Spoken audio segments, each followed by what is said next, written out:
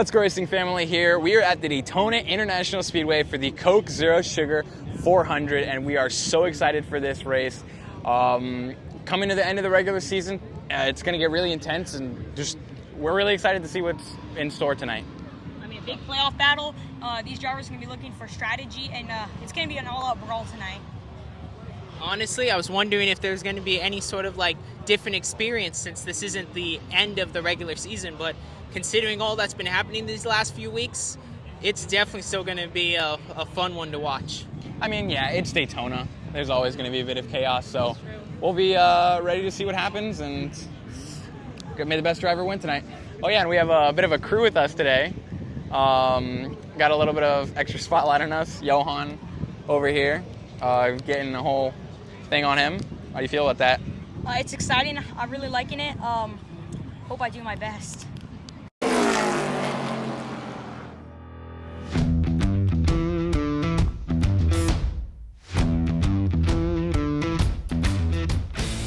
Welcome to the Let's Go Racing Family podcast, sharing our love for NASCAR, running, and just racing through life. Hosted by Sebastian, Giovanni, Karen, Tony, and me, Johan. Each week we'll talk about our view of the world through the lens of racing.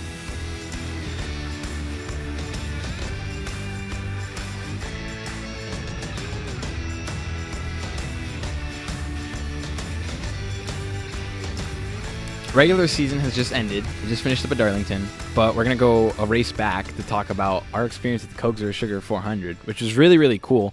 I mean, it kind of starts with this whole thing NASCAR was doing with the thanking the fans. I mean, last year was their 75th anniversary, and I guess this year they're just going to be thanking fans for still supporting the sport after now 76 years of racing. So, yeah, we got a really, really cool experience out of it. Indeed, we did. Actually, we had two experiences. So we had the Thank You Fans production deal that we got to work with NASCAR on, where they essentially mic'd up Johan, which I know you guys were a little skeptical on how that was going to turn out, but had him mic'd up and then interviewed each of us throughout the experience, followed us literally like what it's like to follow the Let's Go Racing family when we go to a NASCAR race. And then there was also the Daniel's Amigos, so we'll talk about that event. That's actually something that's really cool that NASCAR does to bring in new fans to the sport that otherwise may have never been to a NASCAR race, never experienced it, and they're there because of a connection to Daniel as a fan.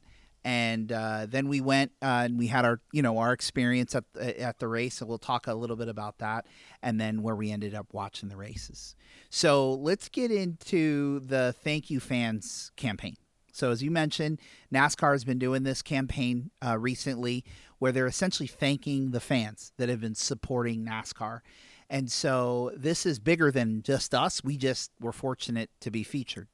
So Johan, what did it feel like to be featured in this experience, to actually have a camera crew, a sound guy, and a producer follow us in our experience in Daytona?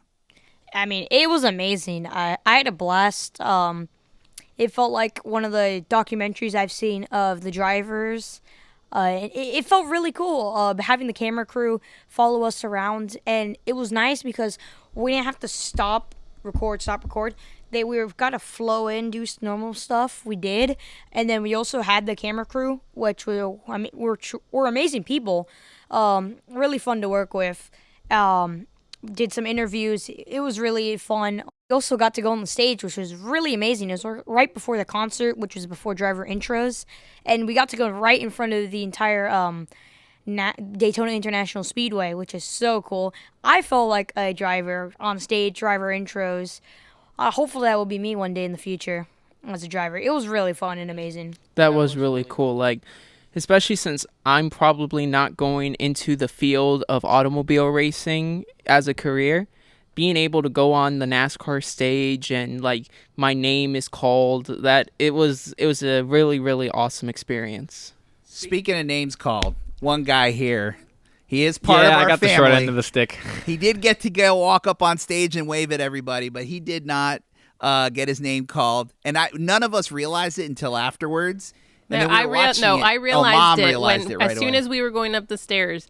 I heard Sebastian, Johan, and that was it. And I was like, and then they said our names.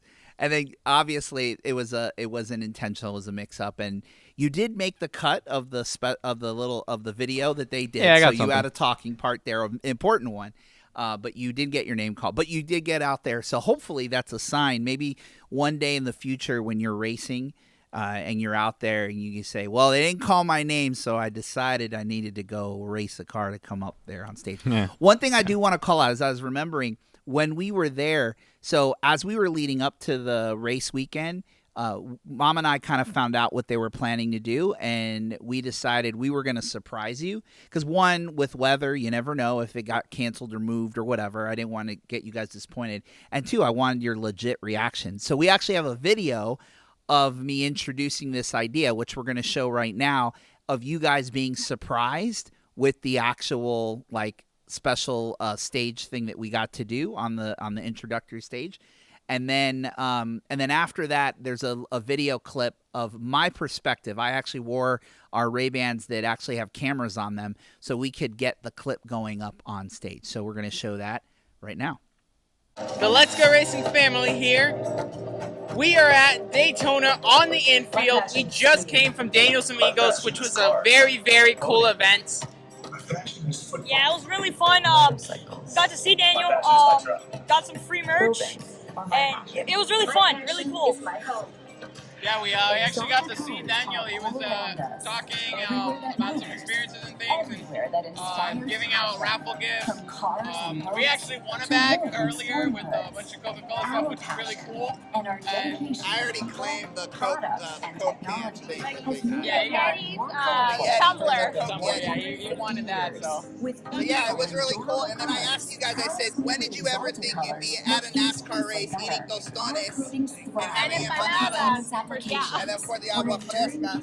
All right, so this is actually a real surprise for you guys. So the reason why we came down here right now is that I think I told you NASCAR's doing this thing campaign, and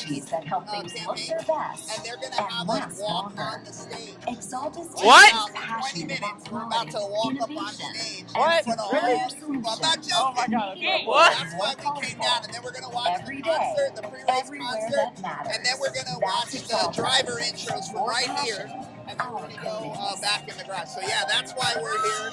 We're going to go walk across the stage. Is that cool? That is cool. We've never done that. Wow. So, all right. So everyone keeps asking who are our race picks. I said I got Daniel.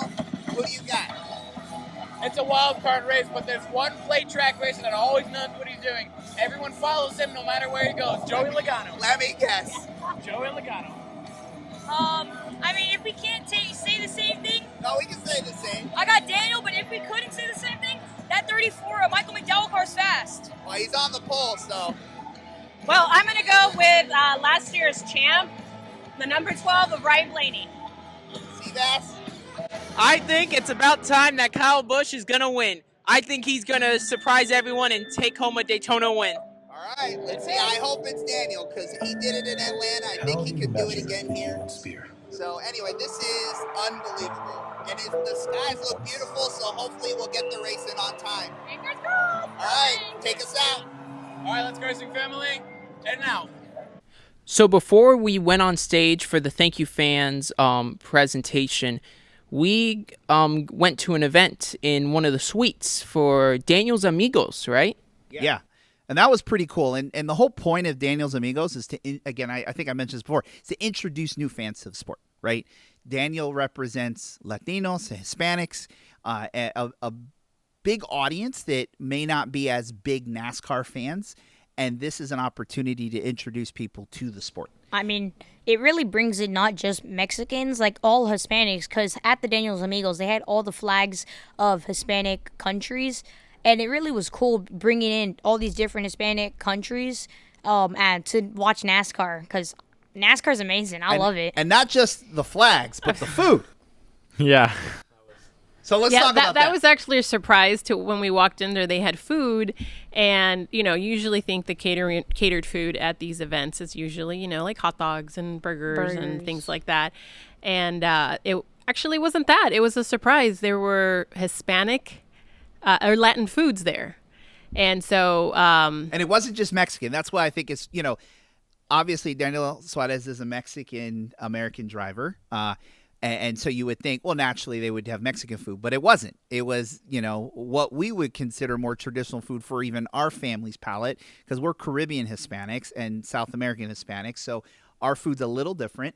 And so what were some of the things that we saw that we were kind of surprised? And one particular entree we never got a chance to get. They had tostones and empanadas, and that was really good. It was really good. I love the tostones. And it wasn't empanadas. like just like a generic. Like it tasted like really, really good, like kind of genuine. It was nice. It was very refreshing and very tasty. yeah, Gio, what did you say when we were sitting at the table having empanadas and tostones?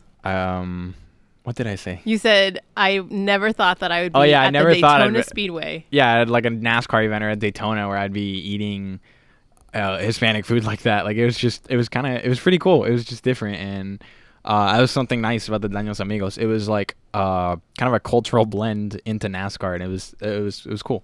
It was cool. They had arroz con gandules, which if you know, that's actually not Mexican. It's a Puerto Rican dish. And I was so excited, but then we got caught up, and we actually had to go for the thank you fan stage thing that they did for us. So we didn't get a chance, and then by the time we were down at the track, we didn't have a chance to go back up. But they did have that on the menu.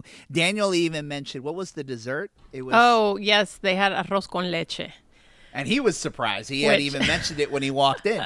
which I was looking forward to, so I was a little disappointed I didn't That was get another to one. It was go there, back and and eat I'm some of sure it that. tasted great.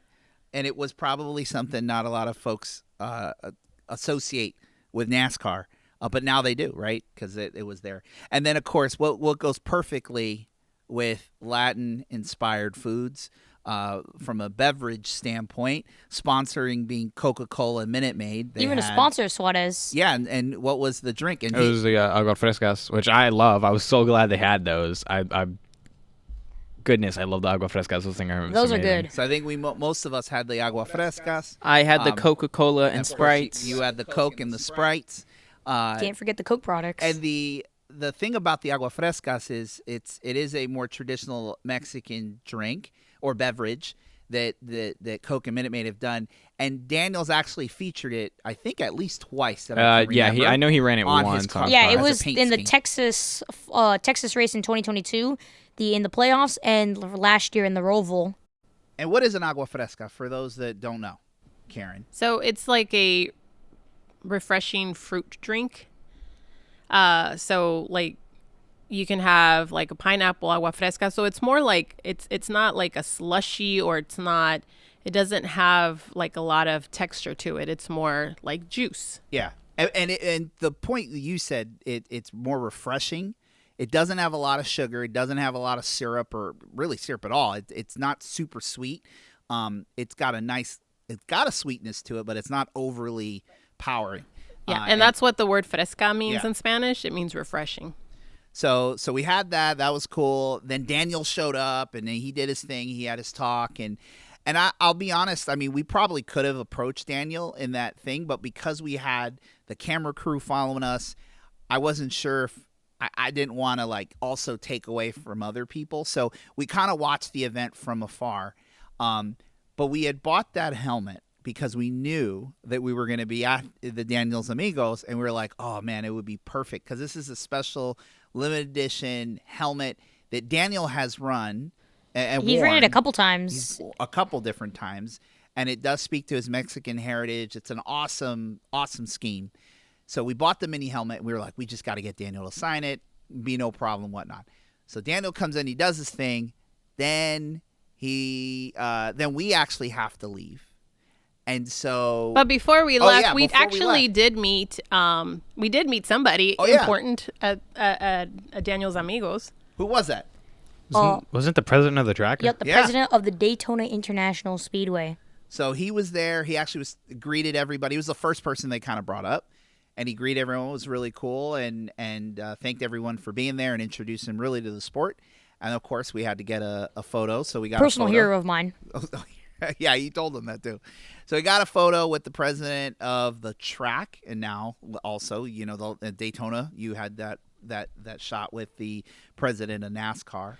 And we So- also got they did a like little raffle with raffles. tickets, yeah. and we got a bag of goodies. Yeah, we Yeah. got like a Coke hat. I got a special Yeti Coke tumbler. tumbler. I Coke got a tumbler. Coke bottle. It was nice. Yeah, We so got a thank couple you to of cocktails. Coca-Cola Coke for those coaster. Yeah, that for was those cool. prizes. I swiped the Yeti because I love Coke and I needed another like Yeti, but I got one. But- So anyway, I swiped that. And then Wait, they had- yeah. you did something, right? Like there were these you and Johan Oh, yeah. got interviewed again. That's right. So NASCAR's also been working with Mitu, which is online. They do content. Basically, they produce content for Hispanics in this country, and so they have a partnership with NASCAR. And one of their hosts was there, and he actually approached us and wanted to interview Johan, and I ended up kind of weaseling my way in. So it was me and Johan that got interviewed, and they did a pretty cool interview. We haven't seen that online yet, and they haven't reached out. So like any of this stuff, they may end up just posting it, and then we'll see it. And if we do, of course, we'll share it on all our channels. But that was kind of cool, right? They asked you about NASCAR. Yeah, it was really fun. The guy I met, Alejandro, was really nice. Cool man. First time to the speedway, got to tell him about it. He seemed excited for it. I'm glad I got the chance to be interviewed, and they were super nice. Hopefully it goes up so y'all can see it, but it was really fun. Yeah, it was pretty cool.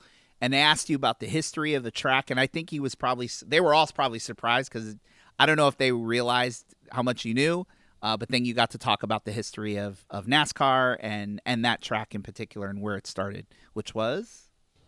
Down in the beaches of Daytona. Yeah, I thought he thought that was pretty cool. And so, okay, so then that was the Daniel's Amigos event.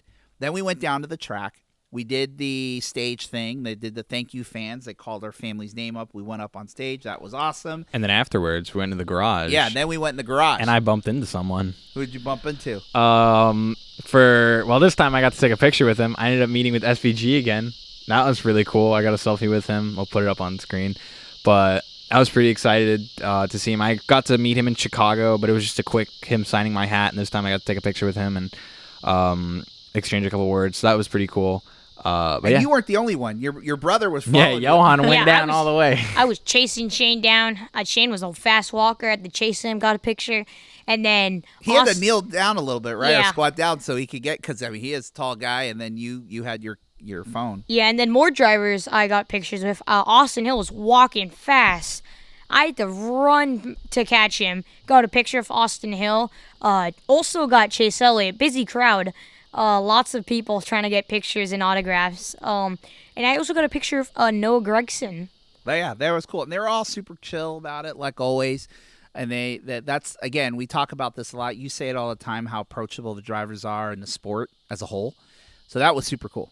So we did that. And then and then that's when we were looking for Daniel, because we were like, well, man, we didn't get to see him at his event. And so we figured we would maybe bump into him or whatnot, but we didn't see as many drivers, because I think by the time we got to where the cars, or got into the pit or the garage area, all the cars were on pit road. And so the drivers either were in the drivers meeting or they were in their haulers. And so the ones that we did bump into were just either walking to the drivers meeting or the haulers, but there weren't as many available at that time. We did run into Erica Stepp and Bob Pockris. Oh yeah, we did was do cool. that, and we actually asked them a couple quick questions. Bob Pockris, we didn't get a chance to interview Erica Stepp, but we did ask Bob a question or two, and I actually wanted to ask him about the funny thing that happened when he was covering Ricky Stenhouse And Kyle Busch back at the All-Star and race. They got in the fight, and there's like basically a photo of Bob Pockris kind of getting pushed. He make this goofy Like face. this close up that. And the people, they put it on a shirt, and, and they're people selling were it like and buying everything. it. Yeah. And I was joking. I didn't even know that they were going to be really. I knew that they made a shirt, but I didn't know it was like such a big deal. And he's like, "Oh yeah, he's gonna basically take any money that he makes from it. He's gonna split half of it to go to a Kyle Busch charity that he works with. I might be through Samantha Busch, I think is what. No, he I said. think it was Kyle Busch's foundation, Kyle and Busch, then the and then Stenhouse. Ricky Stenhouse's wife That's his what charity. It was. Yeah. So anyway, here's that quick little interview with Bob Pockrass while we were there. Hi. Hey, how are you? Good. Who do you think is gonna win today? Who do you think has the best chance? I'm picking Alex Bowman. You know, some people say he won the Daytona 500, right? Remember that? Remember when the yellow flag came out? When did it come out? So I think he gets it done tonight. Awesome. Yeah. We'll. Ask Bob if he's getting a cut of that of his picture on that T-shirt from the Kyle Busch. Am I getting a cut on the cut? Yeah, do you get a cut of that? So I will get a cut of it, and I've said I'm going to give half of my cut to the Kyle Busch's foundation, and I'm going to give the other half to Stenhouse's crew chief's wife runs the Humane Society Foundation in Charlotte. So I'm going to split it between those two. To bundle of joy in that one. Yep. All right. Well, thank you. Good seeing you again. Good to see you. All right, so then after we had interviewed Bob Pockrass, we had talked to Eric, or we took a picture with Erica Stepp. Then we made our way. We had to go back to like the front of the stage for the drivers' announcements and meet up with the camera crew.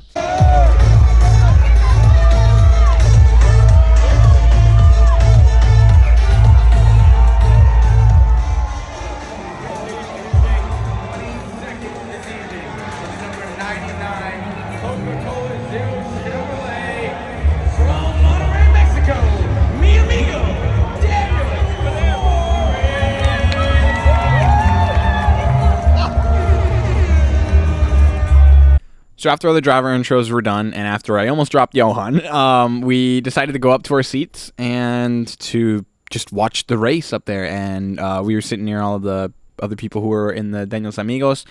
And let's just say it was a really, really good first stage. Race started, and I think around like lap 5, they were already 3 wide. Suarez was one of the first up to go there with Ross. Yeah, and Ross was right behind him. And it was just a really entertaining stage. Did your guy end up leading? He was leading. He was leading. He almost a won the lot of first stages. stage. His guy being SVG, Joey Logano, he still loves you, but he also really likes SVG. Shane. Now, actually, Logano, Gisbergen. Shane Van Gisbergen. There we go. Sorry. How to say your name right. But yeah, no, Joey did lead a lot. SVG was kind of just testing the waters in the back because, I mean, it did look like they were going to wreck. But they made it all the way around to the end of the stage, and nobody wrecked. Berry takes the Josh Berry stage. won the first stage, and they start coming down pit road. Everything and then, looks normal. Yeah, and everything felt fine. And Dad, you even were like, let's get up and record a little recap real quick, like talk about what's been going on. Yeah, we did that at Bristol where we kind of recorded throughout the race. So I was like, all right, perfect opportunity to do it. We've got the NASCAR Productions recording us. It'd be kind of cool maybe. So, okay. So I set up and we get ready to record to talk about what we had just experienced so we could use it for this podcast. So like we intended, I'm going to share with you the video that we recorded, but I had no idea what was happening behind you guys. Even though I was facing you, I didn't realize until we got into it what was happening. And so here's the clip. You can watch it, and then we'll talk about what happened on the other side. Let's Go Racing Family here. Stage 1 in Daytona is over, and even though it's only the first stage, there's a lot of competition going on. I mean, there was a bunch of times where they almost wrecked. I mean, Joey Logano almost got spun. Luckily, didn't. It's intense racing and no time to breathe. Oh no! Daniel Suarez's car is on fire. Daniel Suarez's car lit on fire, and it's unfortunately they had to get him out of the car, and this probably means that his day is over, unfortunately.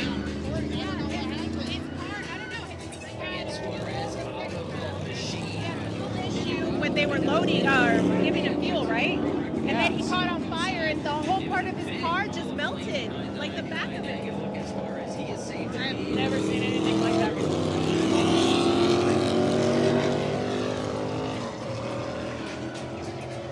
Man, that is a bummer. We're really hoping Suarez was going to be able to pull off a win. So, yeah, Suarez blew up. He got lit on fire. And, I mean, when you go back and watch the actual clip and how he got lit on fire, it's like Tom and Jerry level baloney. Denny Hamlin pulls his car up out of his box, messes up, stalls the car, and because he stalled, it spit fire onto gas that was on the floor of his pit box. That gas also leaked into Suarez's pit box, and the fire slowly crawls through each pit box until it gets to Suarez. Then, because when they take the gas can off of the car, it's going to leak fuel down because there's going to be some dripping off of the bit. It got on Suarez's side, landed, and connected with the fire or the gas on the floor, and the fire slowly crawls up and into Suarez's fuel line. I've never seen anything like this, but Denny Hamlin like a big inadvertently pipeline. committed arson on Daniel Suarez's car. So inadvertently, we don't blame Denny wasn't intentionally doing he it. didn't mean to. Denny was the reason why it happened. So anyway, so that happens, but then what does he do? Suarez decides to get out of there. he's just and gonna go drives his drive. car. Mind you. Just, I mean, he's full sending around the track, too. It kind of cut It's a- out when he was leaving pit road, and then Yeah. down. I noticed right before we started, it was down in turn 1 and 2. There was like a little glowing light, and I was like, "Oh, I thought it was the safety trucks." But it's like, you figure you see those little fires, and you've seen guys pull out of pit road, and the fire dies down. I fire honestly dies down. saw it, and I was like, it's going to die down. And then about 30 seconds later, he's flying right down pit road again with the rear end blowing up in fire. Exploding. And again, to remind you, this is a 2.5 mile track. So he drove 2.5 miles with his fuel line on fire. So to your point, when he finally pulled back in, which is at the part of the clip you'll start to see, we see a ball of flames on the end of pit road. Then everybody starts noticing it, and his car is literally on fire. It kind of And melted. it started melting and everything. And Daniel, He's not getting out of the car. if you watch this clip that we found that NASCAR had put on for the race, he's just sitting there calm. I think he was waiting for them. He was waiting for them, I guess, to put the fire out because, like you were saying, sometimes these cars they spark a little bit of fire, and either comes, it goes away, or you put a little extinguisher to it. So I don't think he realized how big his big of a fire fire was. how dangerous it was. But- Because then It's they have to crazy. basically go and yell at him, and they're like, dude, get out, get out, get out. And So you then can see he he's like, gets- oh, okay. And he starts So unplugging. then he calmly takes his stuff off. Then he get him out of the car, and he was done. That was it. Just like that in the first stage, and it was so disappointing because, like we said earlier, there was so much promise. I think he had a for him. fast race car. Might have not shown in qualifying or practice, but he was able to go to the top side, make moves people wouldn't. He was the first one to go to the top. Then Ross came, and then it was 3-ride racing from there. And I think he would have been up front as this race progressed. But unfortunately, the fire said otherwise. It was not his day. It was unfortunate, but it wasn't his day, and it was not even. It was a third of the race was done. And he had, so that was a little disappointing. So it took us a little bit to kind of get back into it. I mean, then we started following some of our other drivers, and that again, that's one of the things that we like about NASCAR.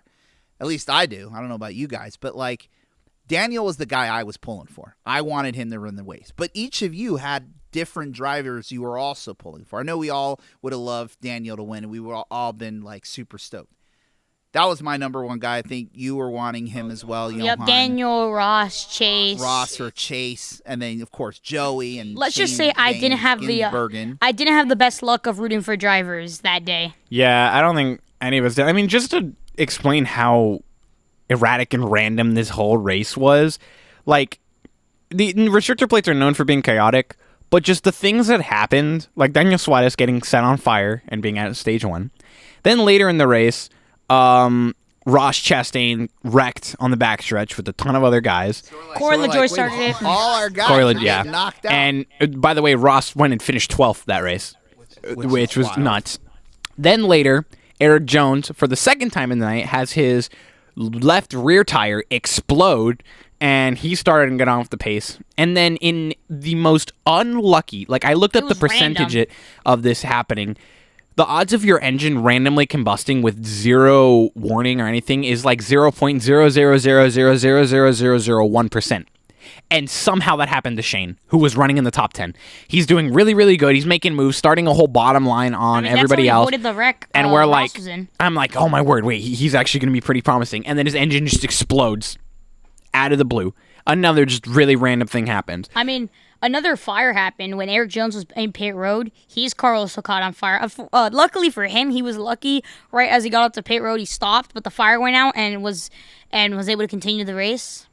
Yeah, and then how did Ryan Blaney do? I mean, he was avoiding wrecks left and right until he wasn't. until that last wreck.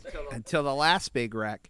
So pretty much everybody that we wanted to win, that we were pulling for, I like Denny Hamlin. I think I want him to win a championship this year. He got in a wreck. Yeah. He was. And I thought we love Bubba Wallace. I thought Logano was going to have another really good Coke 600 or Coke Zero Sugar 400, and then I remembered this is Logano. This is the Coke Zero Sugar 400. Every year, it's stage 1, stage 2, dominating the whole race, and somebody wrecks him. And guess what happened? Michael freaking McDowell ends up on his hood, horizontal. Well, I mean, like literally went airborne, and Logano's car had to catch it. I can't ever watch this race without Logano doing really good and then wrecking out in the most random Logano ways. was the only thing keeping Michael McDowell from fully flipping over. Yeah, and then I'm not even kidding, 5 minutes after McDowell almost flipped and the car stayed on the ground, NASCAR went on the broadcast and was explaining with their 3D models how technologically advanced this car is and how all these mechanics keep the car on the ground. And 5 minutes later, Josh Berry does the funniest thing ever with the timing. Racing super hard. Him and Austin Cindric side by side. Cindric gets into him. They're spinning. Berry goes over, almost gets back up, stays down, hits the inside wall or inside barrier like a normal hit when the car's sliding down. But instead of on the 4 wheels, it was on his roof, hit the inside barrier, and started spinning on like a top. Yeah, That was one crazy, looked but scary. Thankfully, there wasn't any grass where he was there, because then the car would have really flipped and gotten some Like what damage. happened with Ryan He Preece kinda last year. Yeah, he kind of slid across on And his they had roof. to flip his car over before they could take him out. but he was normally fine. these guys Thankfully, end he up was on good. their tires again, but he was stuck on his roof. So did that happen after the second stage? Yeah, it was third stage. Third stage, like less It was than 10 like laps 20 to So go. this is around the time. So up into this point, right, the first 2 stages, we watched the race from the grandstands. Then in between the end of the second stage and the beginning of the third stage, Johan and I went down with NASCAR Productions to finish up some other interviews and stuff like that. Then we made our way to the suite, the NASCAR suite, and the 200 level. So we get in there, we get some food, and we're going to watch the final laps of the final stage. And after all of this chaos, we still had a guy to root for. Kyle. And it was Seabass's guy. Yeah, Kyle finally was like up there, and he has been struggling all season. The closest he got to winning was going 3 wide with Blaney and Suarez at Atlanta, and since then he's just been an incident after incident. It almost was a running gag in the meme community, but I felt it today. I felt it when at the race. I thought that Kyle was going to be able to pull this off, especially when there was a wreck with like 5 to go, and it took out like William Byron and a few other competitive Like drivers. all of the big Yeah, drivers all the big that you drivers need were out. So was the gone. one guy up there. I'm like, this Kyle is Busch. Kyle. Time This is champion. Kyle Busch's race. He's gonna win today. And He was avoiding all the wrecks. So we're watching it. I'm starting to get I'm like, oh snap! And I think I realize now, it's probably not a good idea for me to try to record Sebastian's reaction on the last lap. so you did try to do that. Oh yeah, I got the video, Aye. and I pulled out my camera or my phone. I'm trying to record because I'm like, So the other thing that's significant about Kyle Busch, for you that don't follow the sport, he has won a race in the last 19 seasons. Trying to go for 20 straight in the a cup, row. at the cup level. That is an unbelievable record. For perspective, too, he has 68 wins, I think, in the Cup Series, 60-something, and 19 years straight, he's won a race in the Cup Series. Like, that's insane. Like, Here's another way to put it in perspective. Sebastian wasn't alive the last time he didn't win at the Cup Series. Sebastian is 19. If Kyle Busch wins again this year, he would have won 20 straight years, and it would be Sebastian's 20th age. birthday, I think, yeah. That is nuts. Yeah, your birthday's coming up, right? So you're 19. He has won 19 straight years. If he wins again, it'll be 20 years. You were not even alive, or maybe you were just born the last time that Kyle Busch didn't win in the Cup Series. So that that is what was on the line that night. So I'm like, I got to capture this in the suite. So I get my phone out. We're watching the last laps. The only thing that makes me nervous is when you're leading with like 2 to 3 laps to go. You get out too far. And you're like, yeah, you get too far. But I'm like, this Kyle Busch. Yeah, I mean, he had a. Who's got the car that's going to go past? I mean, he was the only clean car. Had a good restart, making his blocks. Had to block the lanes he needed to, and then coming to the white flag, the outside line was all stalled up. John Hunter Nemechek tried to make it 3 wide. No one went. Got it all stalled up, and he was. I would say he looked like he was cruising to a win. A little too far out front, and that could come and bite you in the butt. So what happened, Seabass? Take us through those last So it's on the backstretch. The last lap, Kyle Busch is leading, and then out of the blue, Harrison Burton in the number 21 Wood Brothers zooms past Busch and overtakes him for the lead, and they come off at 3 and 4. Kyle is trying to push or get around Burton, but it's not enough, and the Wood Brothers car takes home the 100th win of the team, and Burton gets into playoffs. Busch does not. And Kyle got runner-up. And, I mean, we were all kind of just devastated because of what had just happened. Like, don't get me wrong. I love Harrison Burton. I was really happy for him that he finally won and that Wood Brothers got their 100th win. He's such a nice guy. But it was just the moment of Kyle Busch's season has been a wreck, and he was this close to winning. And Sebastian being there would have been awesome for him to see it. It was just kind of just like a, what just happened? It was a shocker, to be sure. You could tell Harrison Burton's, for a guy who hasn't won before, it's pretty popular because he's such a nice guy. Everybody loves him. They kind of wanted him to win. The Wood Brothers, famed, owners of NASCAR. I mean, they've been hunting that 100th win since they had Blaney behind the wheel. 2017 Pocono. So there was definitely a lot of support, and I think we were one of the only families that were like, "Oh, what? No!" And we were like yelling, because I heard on the radio, "Wait, NASCAR is reviewing the finish." Because Burton did cut all the way down under the yellow line, and he crossed the which yellow has line been a point of dispute for multiple years at this track. I mean, there's the most notable reference of Regan Smith, 2008. and Tony Stewart Talladega 2008, where Stewart forced him under the line. Another notable one was the 2011 Budweiser shootout. That one too, yeah. There's just more instances. And in those races, what did NASCAR do? They revoked the win. The guy who went under. So we're like, that's what we started yelling, and a guy in front of us kind of heard, and I guess they were happy that Burton had won. And he turned around and he's like, "Hey man, I think what it is, he never improved his position." Yeah, it's only passing when you're under the yellow line. So that's the rule. If he would have passed Kyle Busch by going past the yellow line, basically going out of bounds, that's when NASCAR would have flagged, which I think is what happened. What I thought was, I knew that it was you have to pass under the yellow line. But what I thought, another big no-no, is if you shove down the yellow line. Because Burton did shove Kyle down under the line, and that's what Stewart did back to Regan Smith in 2008.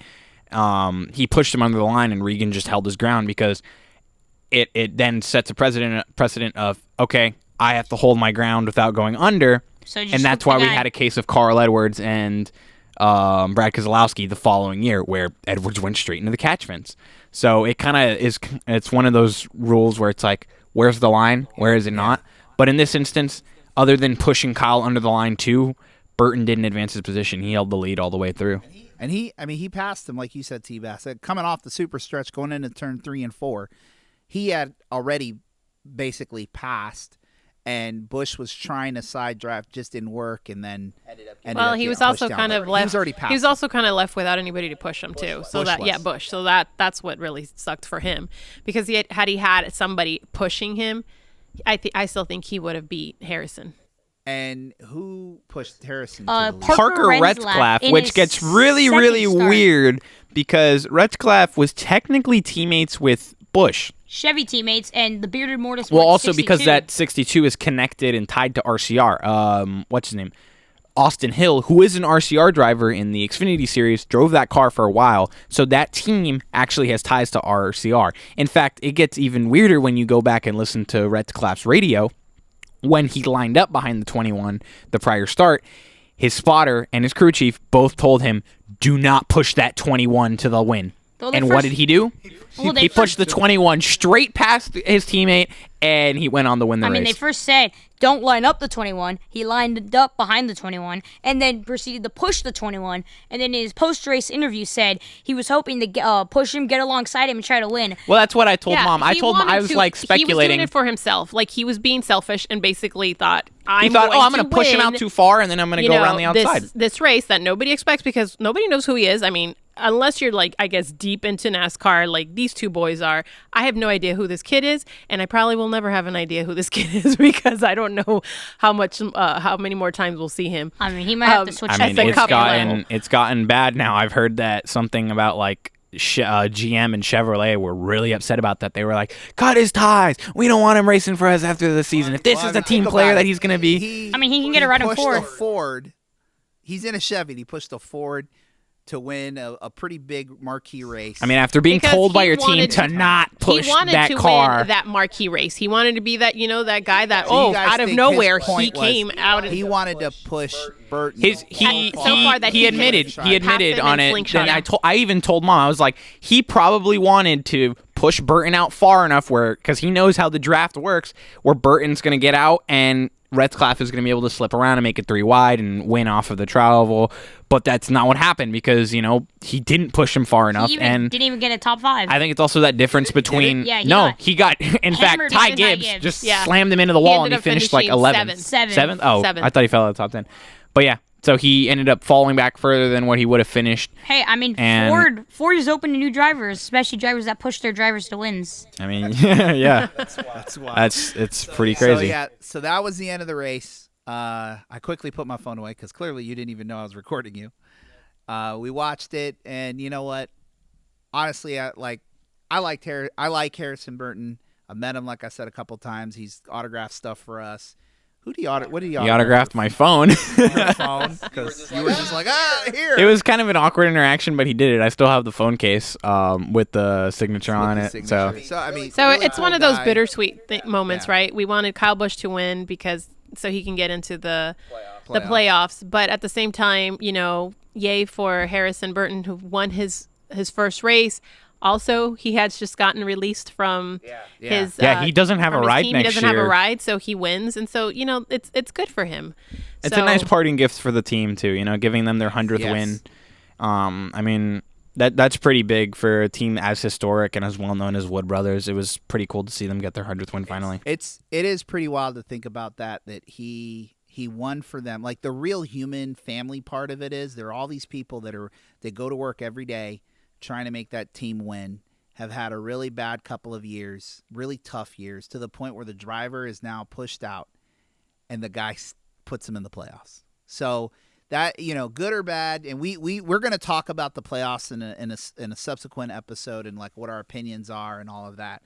And I know we have very strong opinions on the way the NASCAR playoffs have played out, and maybe they need to consider making some changes. But you can't argue it makes it exciting. I mean, let's just say they're not the best. And so we're going to talk about that. But it does make it exciting. It does make teams like the Wood Brothers now a playoff contender. So, you know what? As much as we wanted Kyle Busch to win, I think it was, like you said, bittersweet because we all like Burton on a personal level. We've met him. He's been cool. And you know what? I know a lot of people were happy for him within NASCAR. Like, so just take the fans out of it. Joey Logano went up to him. Blaney went up to him. Bunch of drivers because they all know him on a personal level and we're so excited and know that this could mean that he will one day find his way back to a cup ride. It may not be next season, but you can't deny he now has on his resume a win at the World Center of Racing. So somebody is going to give him another shot. And so maybe he needs to go back to Xfinity or truck to season a little bit more. But because he has that win, he will find his way back to the Cup Series. I guarantee All I'm going to say. His name may have gotten him an original opportunity, but it's his driving that will give him an opportunity to come back to the Cup Series. All I'm going to say is the last time a driver won for the first time in the Cup Series, went back to the Xfinity Series, that was Cole Custer. And you know what he did? He just won the Xfinity Championship last year. And now he's coming back to the Cup Series again. So it was a really cool experience. We just want to thank NASCAR again for giving us such an awesome opportunity. They like to thank the fans, and they are thanking fans, and they're doing a great job of that.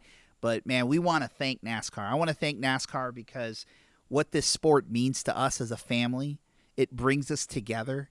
We're creating memories that will stay with me for the rest of my life because we each have our own drivers. We get to do this podcast. We get to go watch the races.